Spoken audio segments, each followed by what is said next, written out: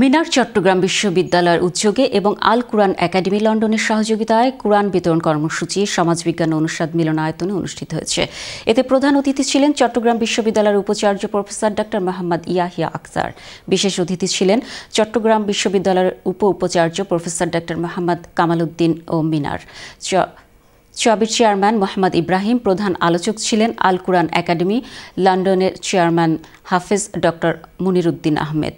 মিনার চট্টগ্রাম বিশ্ববিদ্যালয়ের প্রধান উপদেষ্টা প্রফেসর ডক্টর আকামা আব্দুল কাদেরের সভাপতিত্বে অনুষ্ঠানে আলোচক হিসেবে বক্তব্য রাখেন বায়তুস শরফ আদর্শ কামিল মাদ্রাসার সাবেক অধ্যক্ষ ডক্টর সায়েদ মোহাম্মদ আবু নোমান, কর্নেল অবসরপ্রাপ্ত আশরাফ আলদিন, মাওলানা নুরুল আমিন মাহদি ও হাফেজ আবু দায়েদ মোহাম্মদ মামুন। চট্টগ্রাম বিশ্ববিদ্যালয় আবৃত্তি সংসদের সদস্য মাসুদুর রহমান ফাহাদের সঞ্চালনায় অনুষ্ঠানে স্বাগত বক্তব্য রাখেন অনুষ্ঠানের আহ্বায়ক হাবিবুল্লাহ খালেদ।